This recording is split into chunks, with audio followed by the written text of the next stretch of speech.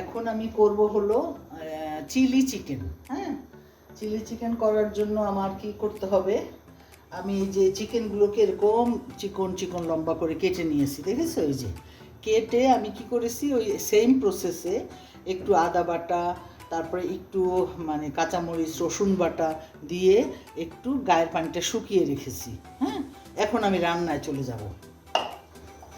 বিসমিল্লাহ। 2 চামচ তেল দিয়ে দিলাম। তেলের মধ্যে আমি দেবো এই রসুন কুচি। আমি 3-4 কোয়া রসুন কুচি করে রেখেছিলাম, ওইটা দিয়ে দিলাম। রসুনটা একটু লালচে হবে, স্মেল বেরোবে, তারপরে আমি পেঁয়াজটা দিব। একটু বাদামি হয়ে এলো, এখন আমি দিয়ে দিব পেঁয়াজ।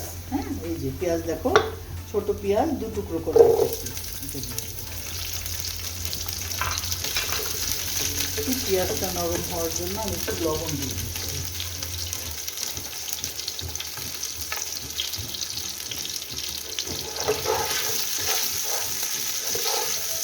আমি কিন্তু বন্ধুরা চাইনিজ একই রকমভাবে করতে হয়, সেই জন্যই আমি একটু শর্টকাট ভিডিও করার জন্য আমি তোমাদের এই চিকেনটা যে চিকন চিকন করে কেটে ধুয়ে রেখেছি এবং আদা রসুন কাঁচামরিচ পেস্ট আর সয়া সস লবণ দিয়ে মেখে রেখে একটু গায়ের পানিটা শুকিয়ে রেখেছি, ওটা দেখালাম না।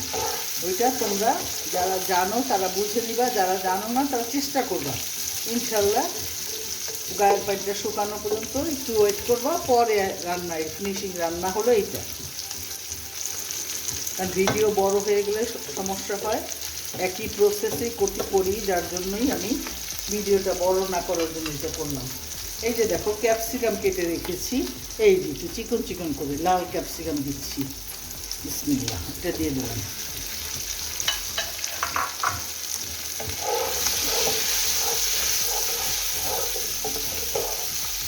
এটা জাস্ট তোমাদের মনের মাধুরী দিয়ে রান্নাটা করবে।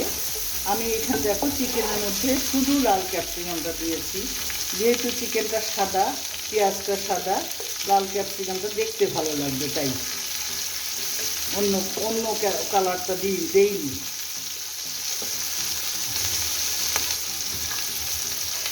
এখন এটার মধ্যে আমি দিয়ে দিব কাঁচামরিচ, জুলিয়ান কাট করে কয়েকটা কাঁচামরিচ, সবুজ কাঁচামরিচ কেটেছি, ওইটা দিয়ে দিলাম। এখন এর মধ্যে দেবো আমি 1 চামচ গোলমরিচ দিব। আর আমি কি করেছি জানো, আমি চিকেনের স্টক তৈরি করে নিয়েছি। যে মুরগির যে গলার হাড্ডি থাকে, তারপর ধরো যে উইংস থাকে, এগুলো আমি সেচে মানে এটাকে একটা স্টক করে নিয়েছি। যেহেতু চিকেন রান্না করব, অনেকে চিকেনের পাউডার দেয়, আমি ওইটা না দিয়ে আমি তাজা তাজা স্টক তৈরি করে নিয়েছি, এইটা দিচ্ছি। এইটা আমি কিছুটা দিয়ে দিচ্ছি ক্যাপসিকামটা জাস্ট সেদ্ধ হওয়ার জন্য। এখন আমি দিয়ে দিব 2 পিস লেবু রস।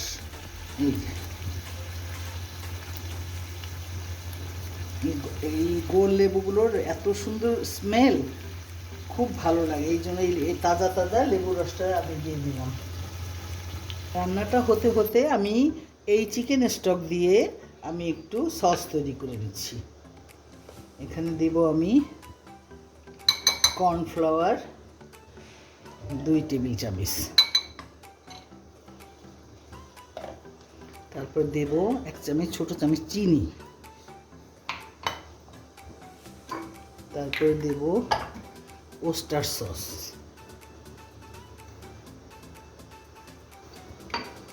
দেব আমি সয়া সস,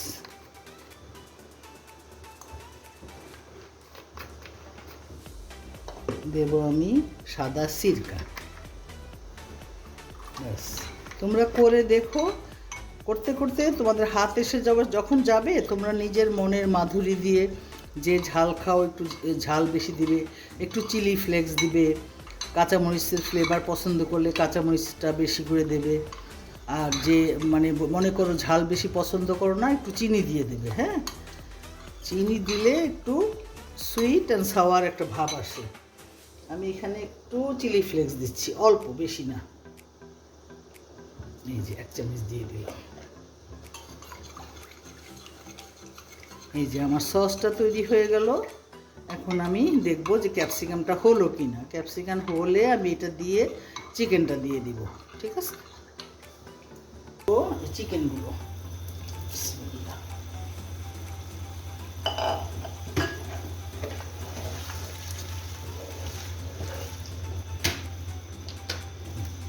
চিকেনটা একটু